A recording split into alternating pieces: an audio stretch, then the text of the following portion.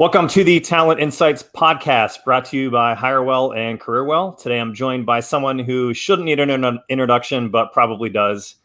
Hirewell founder and managing partner, Matt Massucci. Hi, James. Thanks for having me on. It's my one per year, opportunity to do something with you. So it's really exciting. Hopefully I don't blow it. Yeah, hopefully we don't show people why we only do something together once a year. So I think the last time we did do something it was December 2019, right? It was like an end of the year recap or something like that. So I'm sure we had something on the books to do sometime in 2020, but that all hell broke loose. So we didn't actually get anything done. So kind of a special segment, and we wanted to make a point to do this. We'll probably do this quarterly, which is why we titled it that way. So Hirewell Data Insights, Hiring Trends for Q2 2021. So I hope to do a Q3, then a Q4. I know Matt and I we talk to lots of our clients on a daily basis. And I always find that the stuff we find kind of mundane about what's happening in the market, we always forget that no one knows this stuff, no one has kind of the insight we do in terms of what's happening in the market. So just giving kind of everyone an overview, but we also want to kind of tie it into data and numbers. That way it's a little more meaningful, not just the two of us sitting here BSing about what we think is happening. So I guess not to bury the lead, but for anyone who's not aware, there was a massive crash in the market last year with the pandemic, and hiring has roared back to a level that even I didn't think was possible. So, but we'll talk about kind of those numbers in particular. So Matt, why don't you kick us off though? Maybe we'll start with overview of the last 12 months or so. I can kind of jump in here as well a little bit too, but why don't you kind of just give everyone kind of a picture of what we've seen? Yeah, absolutely. As you said, we talk with clients quite a bit about this, and I feel like I have this conversation on a almost daily basis with either business leaders or heads of HR or contacts, and everybody's in a different point, right, where your company may just be starting to dip your toe into hiring, and you read the headlines, you just sort of assume that it's still probably a buyer's market for talent, and as you said, it's not. So the way I've talked about it is kind of in three phases, what did things look like heading into COVID? Then what the heck happened from a hiring perspective, and then sort of where things, when they started to rebound and sort of how. And as you said, trying to use as many numbers and as much data as you can to show it. And I think we're in a unique position. While we're not a huge firm by any means, we do a lot of different things and we touch in a lot of different areas. So it gives us a really unique perspective. So, first thing I'd say is, going into, March 10th or so of 2020, we having a strong Q1. I mean, kind of all of our practices were doing strong. Hiring, we had goals of exceeding the prior year numbers by 20%. When all was said and done, we ended up coming in, a little bit down, a little bit less than, 4 or 5%. So, again, for the first 10 weeks of 2020, it was business as usual. Again, I think we all sort of remember how things played out and kind of the fear and uncertainty that arose with it. And it was a challenging time. So, I think we, how things played out were interesting, and that's where we sort of saw things change. Sure. And to give everyone also an overview of our services a little bit, to add a little more context. So we do a lot of different things. We place consultants, we place permanent employees. We do a lot of outsourced recruiting for companies. So we actually have people who sit on site and work with our clients. We do a lot of executive search. We have 5 primary practices, which I think is the one thing I always want to highlight. We have a pretty broad view of the market compared to most firms, because we have a team that does tech, we have a team that does HR, we have a team that does finance and accounting, a team that does sales, a team that does marketing. So we really have a pretty broad reach and kind of understanding the types of hiring skill sets that are out there. We also have a very diverse client base. So within the Chicago market, we're very, very big in the small to medium-sized tech area, which we've kind of always been our focus. We also work with a lot of enterprise places. We work with a lot of agencies and consultancies, which was an interesting thing to follow. Also work with a lot of nonprofits. So we also have a pretty broad view of that. I would say, to give maybe just the overview of, because all those areas saw things happen and roll out very differently. Tech and sales held pretty strong. They're overall, the job orders we saw from both technology and from sales pretty much flat, in Q2 last year. And then it was actually up, 30% in Q3. At the same time too, the consulting space. So where we actually saw people we have out working on a hourly basis with clients, that fell off a cliff. I mean, 90% fell off over the course of the first 3 months of the pandemic, which is an unprecedented crash we saw kind of in that area. And with that bounce back, which we'll get into and kind of leave that up a little bit later. But so like tech and sales held pretty strong. Marketing, HR, and other big areas for us, their job orders fell by 75% in Q2. Like things just slowed down so dramatically. I think we didn't place this like previous year, 2019, next to software developers, I believe recruiters, internal recruiters was our number 2 most commonly placed position. My clients, correct me if I'm wrong.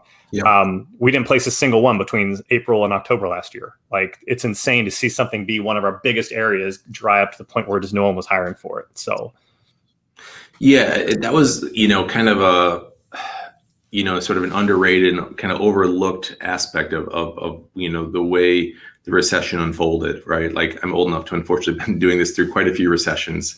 You go back 20 years when the dot-com crash hit, obviously that heavily hit the tech world. You fast forward to the recession of 2008, 2009, it was very heavily, tied to the, financial markets and real estate. So you saw, a lot of carnage there. This one, hit a variety of areas, unfortunately hit the services and, service industry and retail really hard, but also hit recruiting. And so, we saw a ton of layoffs at the big kind of tech, tech focused or tech enabled, like software and recruiting firms, ranging from like the LinkedIn's, Glassdoors, places like that. We saw a lot of, internal recruiters just, unfortunately, have to, look for new opportunities, and there weren't a lot of companies hiring because of just all the uncertainty. So, it was challenging. And I think one thing, this is obviously in the distant rearview mirror, but, a lot of, companies were thinking they could, get access to good tech people, throughout all of this. And, and there was a really, really small window where you could hire, good people who would, unfortunately gotten laid off due to the pandemic. But that literally was April and May, and then the window closed, right? I mean, because I think, unfortunately, and it makes sense, right? The big firms who were doing well, right? Amazon, Google, Zoom, they were hiring like crazy. So all they did was just basically snap up, any of the available tech talent that existed when everybody else was just too scared to even think about hiring. So buying the dips works on the human capital level, which is crazy to think about. And you don't see it that often, but it did. So, yeah. But yeah, and I think you hit it all, like, that I wanted to touch on too, right? Like it was struggling and across a lot of areas, but, as expected, tech and sales were 2 areas that held relatively strong. Sales is something historically we've seen do well during recessions because, companies think, all right, great, we can sell our way out of this thing. And, and tech is such just a key component that people realize the value of and how hard it is to hire tech people, that it just, they kind of kept rolling on that. And one other piece you mentioned, we do quite a bit of executive search here. And, in our world, executive search is roles in the $150,000 to $300,000 range, and it ends up being probably 15 to 20% of the work we do annually. But that was an area, at least for us, where it just completely went away. I think we probably did 5 to 6 of those post COVID, at least through kind of Q4. Obviously that has started to come back as well, but that was an area hit really ratcheted back, where companies just kind of stopped the strategic or forward thinking stuff and focused on just kind of looking for people to do projects or kind of more hands-on roles. All right, enough of this depressing talk. Let's talk about how things like all of a sudden turned around in the craziest way possible. So when did we see it ultimately? Like when did we start to see things really turn? Yeah, and again, across different areas, it was at different times, right? Where, as we said, tech and sales were relatively flat, in Q2 and Q3. The Q3, they started to really rebound, and we saw some pretty major, steps forward. And again, sort of however you want to look at it, and the metric we always do is, what are the job orders we're seeing? So for our, HR solutions or, marketing search, I mean, those, the job orders returned to pre-COVID, numbers in Q4. And it was good like that. I think going into the holidays, I think we're all very, there was sort of a, just a much better feeling, around our office and kind of the industry as a whole. But it really didn't prepare us for what we saw, kind of as the calendar turned into 2021, right? Usually there's a little bit of a lull those first couple of weeks as companies try to figure out what the heck they're going to do, what their budgets look like, and when they're going to start hiring. And there was no lull this year, right? So it's been a steady go now for 4 months going into this year. Again, using the job orders as a metric where, they were, in Q4, they hit, pre-COVID levels. They've now doubled, right? We're seeing, just the flow of client needs, in those two areas that were harder hit, 2 times where they were, and you mentioned kind of the metric. I always like the little metrics to what are our key indicators of what the economy is looking like. And the market for recruiters has just boomed. It's one where we started to feel it last year. We were fortunate enough to get a little bit ahead of it and bring out some great people and kind of end up Q3 and Q4. And as we've tried to ramp it up this year, it's just the competition is nuts. And I think that's what companies are starting to see, where you think you can, all right, great, we're ready to hire. Let's find ourselves an internal recruiter, and they're struggling to do it. And the metric we're seeing there, I think we're, in Q1, we placed, 10 recruiters a month at clients. And that doesn't count the people we hired internally. That's just purely people where, again, corporations looking to hire internal recruiters, there's over 30 for the quarter, which is just insane. And again, it would have been probably 30% higher if we could have found more. Yeah. I like to think of it as it was like the derivative of like finding. I still think tech drives all of it, right? So people have been so struggling to find tech people that it's like a derivative of it. Like the people who find the tech people have become hard to find. So going from like not placing anybody in that skill set, like for the summer part of last year, to doing 10 a month, and only limited by the fact that it's just like it's hard as hell for us to find anybody ourselves. Like it's just nuts. So yeah, without a doubt. Definitely been crazy. And, and then you mentioned before, like our managed recruiting practice, or, recruiting on demand.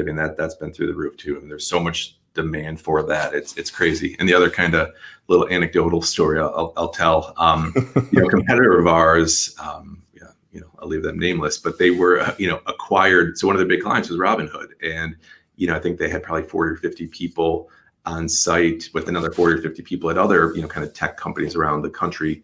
And they just decided to buy them. So, that is that's a first, right? Where tech company buys a recruiting firm. The only thing I remember the situation, the only thing I can think of those remotely similar was like back in Groupon's heyday. I vaguely remember them buying out like a local consulting firm because the market for developers is so high. But that seems a little more normal. Like you're buying developers, like buying a company because they have recruiters. Like I've never seen that.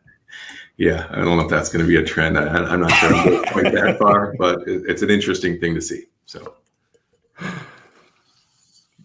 other things I wanted to kind of talk about too. So talk about some of the other teams and whatnot. Marketing. I noticed even still, and this is the thing that HR and I'm not sure, I should say tech and sales kind of led the way. HR was probably second, and then marketing, I think only more recently kind of really exploded. So like they've hit those kind of same levels February or March. So like they were kind of back to normal by the end of last year. And then I know that other things. So we also do finance and accounting. It's a smaller practice for us. I always like to throw that out there, so we don't focus on as much from a number standpoint.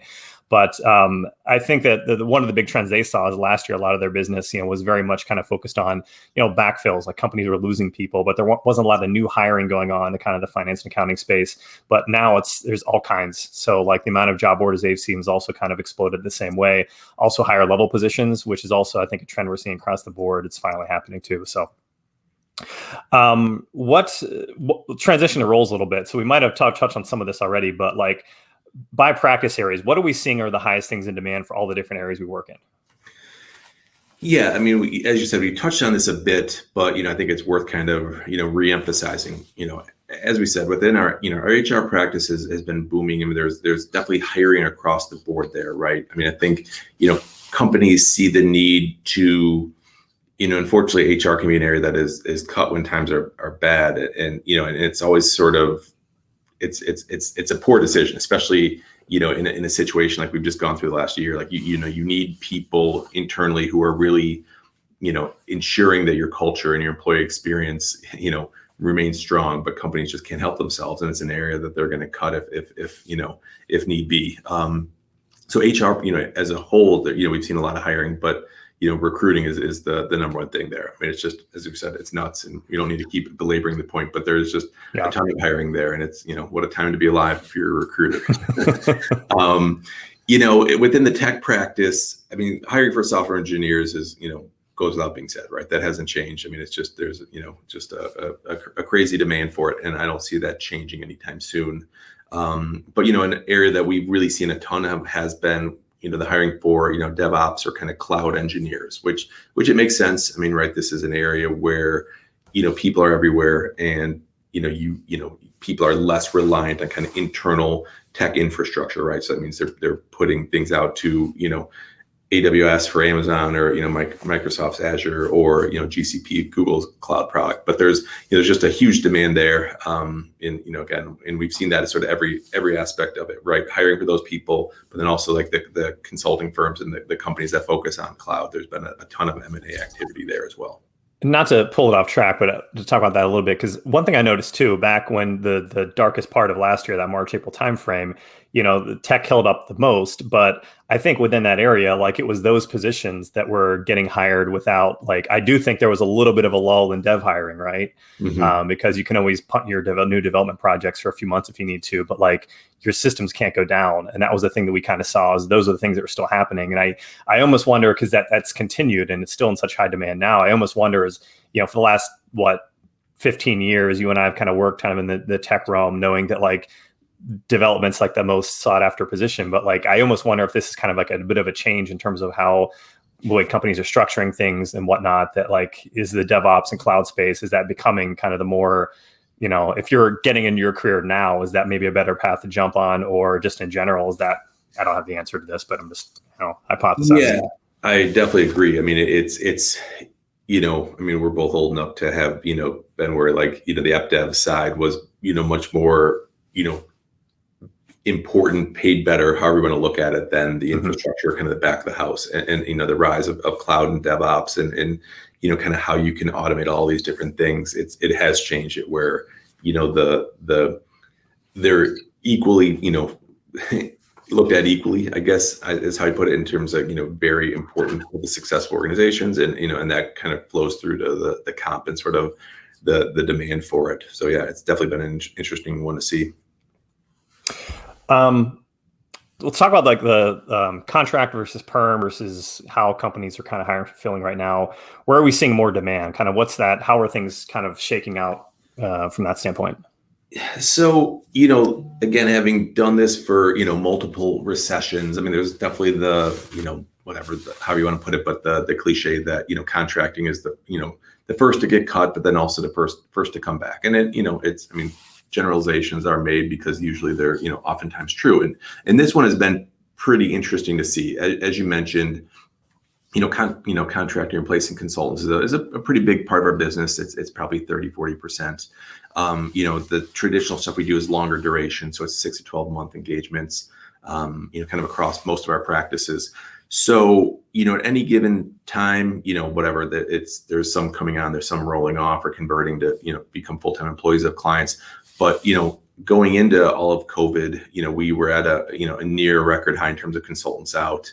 Over the course of, March through, I'd say June, 90% of those people wrapped up for various reasons, whether they converted or unfortunately the project ended. But then the fascinating thing, is again, the cliche is that they're the first to go, but then they're also the first to come back. And we saw, equally, a pretty big uptick in hiring for, contractors, consultants. Early on in that, April, May, June time period, rates were low, and companies who were able to, bring people on were able to, bring on some pretty good talent at some reduced rates. But then, so fast forward, again, we had roughly 90% of, our active consultants wrap up in that, kind of 3 to 4 month stretch. But by, I'd say October, November, like all of those, our numbers there had equaled what they were before, right? So talk about a big dip and then kind of right back to where we were. And you fast forward another 3 months and, those numbers are up 80% from where they were, a year ago. So it was a huge cycle through of people wrapping up and then kind of coming back on board. And so it's kind of fascinating to watch and fascinating to see. And, again, more and more companies are thinking about it, for a variety of reasons, whether it's uncertainty of what they want to do long term, or, just inability to kind of bring on the talent they want on a full-time basis. So they need to consider, expand their parameters and kind of look at different options. So definitely been interesting to see. Yeah. Are we seeing rate pressure in any areas? Like, I'm kind of curious what's happening there. Yeah. And that's, so as I was saying, like, if, for companies that were bringing on consultants, that kind of Q2, even into Q3, like they're able to bring on some pretty good people at lower rates, but that, that bounced back so quickly. And, we've seen a bit of people who might've been out at, very, kind of lower or below market rates. Like those are people who are moving on and just taking kind of more money. So yes, we've definitely seen, rates tick up. And I think that sort of segues. I know we want to talk about salaries and everything kind of, as you said before, everything kind of moves at different, speeds or at different, rates. And it all depends on, it's all supply and demand. And so, like the rates start to go up when there's too much demand and not enough supply. And so we're definitely seeing that on the contract side. In terms of salaries, like I think it's starting to get there, but not kind of across the board. Yeah. The so I guess we can talk about some broad trends and stuff too. As things I want to get into, because we were going to talk about some work from home, some other stuff also. Well, last thing I want to mention on contracting is something we noticed like on the marketing side of the house. That's interesting is that there's a lot of we've seen a lot of uptick in ask for certain types of contractors that are uncommon. So like product management and performance marketing. So there are some skill sets, design skill sets, copywriting skill sets, where it's very, very common to have like talent pools that are interested in contract, but other ones, even they're typically perm hire positions. There's not like deep pools in it, but we're seeing like companies are really feeling the pinch for resources. That's kind of their gut reaction is to ask for, hey, can you find us some contract help? But they're asking for help in areas where like those pools really don't exist to begin with, especially even less so now that like rates are getting jacked up. So I think it's more of a commentary on just the reaction of how much people are struggling to find perm hire people, that they're asking for, for a market in the contract realm that isn't really there. So yeah, it's a little bit backwards because, the time when, contracting, like if contracting rates aren't super high to incentivize people to leave, permanent opportunities, your market is people who are out of work or, readily available. Mm-hmm. And as those numbers have dropped so dramatically, there's not people who are going to be like, nobody's going to take a 2 or 3 month contract because they're going to get 3 perm offers, which I know is one of the other things we want to talk about, but there's so many opportunities, like people just aren't really going to consider, a contract or, a project-based engagement unless the money's great. Yeah. Well, let's go into, so work from home. We got a few things left we want to hit on here before we let everyone go. Of course, you can leave anytime you want to, everyone. What do we say? So we did some studies in the work from home area. So why don't you hit us up kind of what insights we have there? Yeah. So we ran a couple of different surveys, one hitting on, clients, just what their plan was. And so we looked at that kind of those same sort of 3 trends or sort of 3 time periods.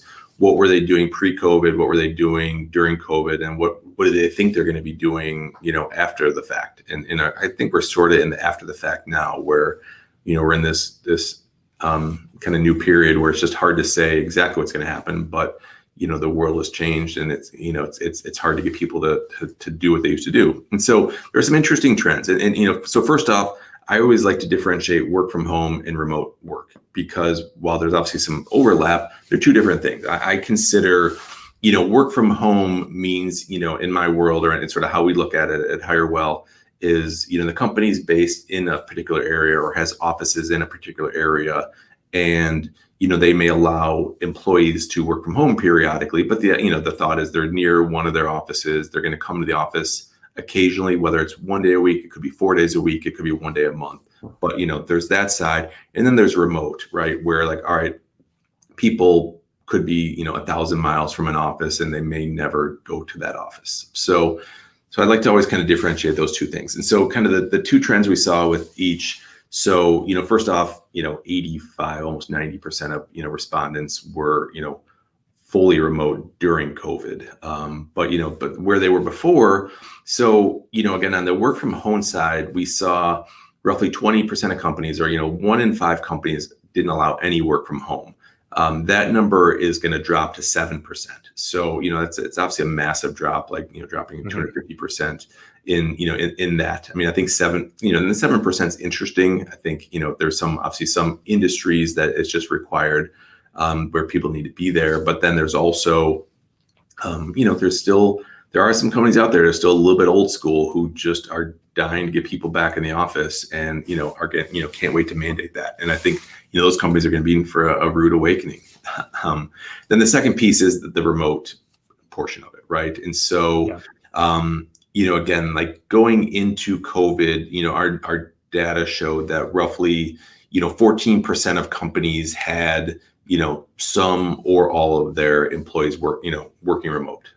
So it was a little bit higher of a number than I thought. And again, that's not saying every single person was remote, but at least they had that as an option for some or all of their employees.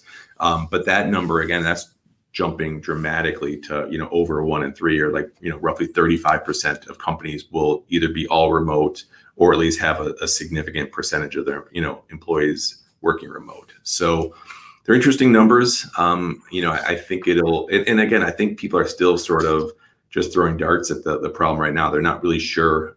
We've talked about like what we're going to do. Like we happen to have our lease expiring in 4 or 5 months. So, we'll have some big decisions to make. So we, then the second survey we put out was, just, asking employees, like, what do they want to do? So obviously the first thing we did was send it to ours just to see, and the numbers were interesting. They're kind of what I expected. I mean, I knew people were going to be hesitant to come back to the office because they're productive, they're doing well, they're, enjoying the freedom. And quite frankly, the commute is from what I can tell, the number one reason why people don't want to do it, right? Like if you got to spend 20 minutes to an hour each way to get to an office, that's just time you don't really get back. So the pandemic gave us our lives back, it seems like, as bad as it is to say.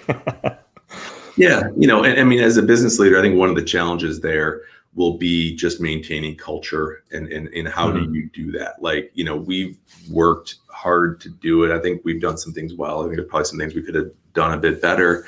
But it's tough. Like, I mean, I for one, am really tired of leading Zoom meetings, but, I think it's probably just part of the job description now.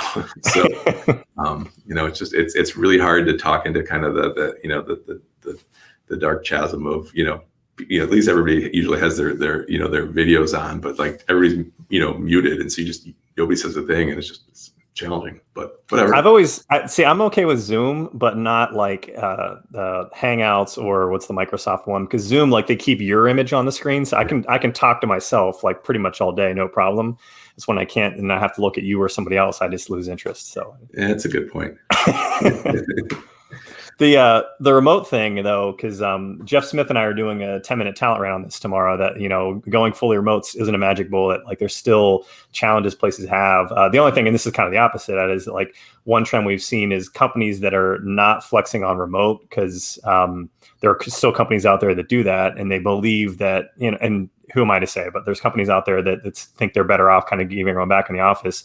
But what we've seen as a challenge is not just candidates objecting to that, but that it's a signal that they're not flexible in other things. If after this entire experience you aren't somewhat flexible and kind of work from home when probably everyone in your organization has proven they can do it, like what else are you not flexible on? So just a tidbit. We've got that from a few people. Yeah, I mean, when is that? Hopefully everybody can tune in for that. That's tomorrow at 11 a.m. Central Time. Perfect. And always available on YouTube. Yeah, I think the second part to the big trend we're seeing is that just the concept of talent anywhere. Again, being such having so much of the work we do be in the tech space. Tech companies were super, fast. I mean, many already, were looking at people anywhere, but it's just that's been sped up quickly. And and when you're hiring engineers and there's such a shortage of them, it's a great way to expand your talent pool. And that applies to, frankly, just about any hard to fill role. And so, we've seen a huge trend just kind of across the whole company, again, looking at recruiters everywhere, looking at salespeople, looking at tech people, looking at, finance and accounting people. But one interesting thing there is there's some challenging decisions to make on compensation, and we'll talk to a lot of companies, like, so there's two parts to it. One, where like they may just not be physically set up to employ people in particular states, so that's a little bit of a challenge. I mean, it's not a super hard one to overcome, but sometimes it's just easier. Hey, we're set up in these 6 states, so let's try to limit who we hire to those states. The second part is just really trying to avoid high cost areas, because if you're a company from Chicago or Milwaukee or Atlanta, and you start looking at people in the Bay Area, like, you get sticker shock at how much those people make. And so but then the flip side is and I think that's why, the big tech companies on the coast were so quick to embrace that, because they noticed it years ago. Like, you can hire an engineer in the Bay Area for $200,000, and the same person in the Midwest could be 150. So it's interesting kind of trends there. Yeah, there's also, I know there's some debate and discussion over, like, should you be paying employees more or less based upon where they live if you go fully remote, which different companies have different takes on that. So it'd be interesting to see who wins out and where that goes. So. Yep. Fascinating times. Anyways, anything else you want to cover? I think we pretty much nailed all of it. So. Yeah, no, I think we covered it all. We'll, have links to a lot of I think we'll hopefully turn this into, an article that'll share some of the data and, tie to some of the things we have, so you can see it. And, if you're a business leader looking to see those trends, we'll hopefully have them for you. If you're an HR person who's trying to, make the business case to your leaders of what the market looks like, we're trying to help there as well. Awesome. Thanks everyone out there for tuning into the Talent Insights podcast. If you want to hear more of what Matt and I have to say, you can subscribe to the Hirewell channel on YouTube, where we have a playlist of all of our episodes, and the Talent Insights podcast, which is available on Apple Podcasts, Google Podcasts, Amazon, and Spotify. Matt, I think it looks like the lights went out where you are. Yeah, I was in here too long, and I wasn't moving enough until the light went out. But I'm still here. I'm okay, everyone. All right. Everyone out there, we'll see you soon. See ya.